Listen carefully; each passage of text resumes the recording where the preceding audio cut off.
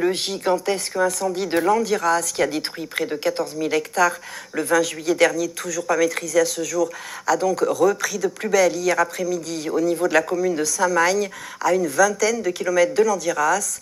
Il s'est rapidement propagé. Déjà 6 200 hectares ont brûlé. Depuis hier, près de 1000 pompiers se relaient pour tenter de venir à bout des flammes. Mais face à une situation très défavorable et malgré les importants moyens aériens déployés, la lutte est inégale. Les pompiers s'attachent donc à protéger les zones sensibles et les habitations, quitte à laisser brûler la forêt. Reportage à Saint-Magne et Ostens avec Franck Poirot. Saint-Magne, à quelques kilomètres du village, après une nuit de lutte, les pompiers tentent de contenir l'incendie. Il faut à tout prix l'empêcher de franchir la route.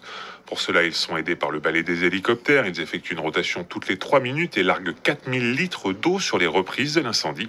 Pour la seule nuit de mardi à mercredi, le front a progressé très rapidement et de manière extrêmement virulente. En juillet dernier, 13 000 hectares ont brûlé. En 15 jours, la nuit dernière, cette reprise de l'incendie a ravagé plus de 5 000 hectares. La faute aux fortes chaleurs, mais pas seulement. Durant la nuit, nous n'avons pas eu de hausse de l'hygrométrie comme on a habituellement. Nous avons eu des vents très forts également durant la nuit. Et puis, la végétation est dans un état de sécheresse extrême. Face à cette virulence, les pompiers personnels de la DFCI sont obligés de changer leur stratégie. Il faut désormais protéger les personnes en priorité. Les soldats du feu, évidemment, ils ont perdu 6 camions dans l'incendie cette nuit. 2 d'entre eux ont été légèrement blessés, mais aussi les populations. 16 maisons ont été endommagées la nuit dernière. La protection des points dits sensibles, essentiellement les zones d'habitation, est devenue prioritaire.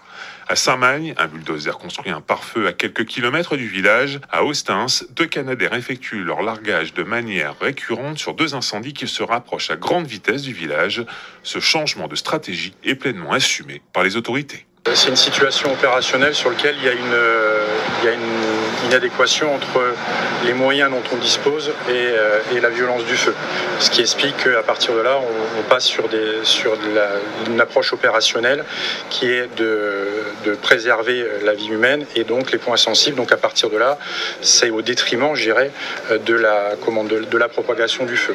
Actuellement, 1000 pompiers sont engagés sur le front des incendies en Sud-Gironde. Des renforts nationaux, dont certains viennent du sud de la France, sont attendus dans les prochaines heures sur place.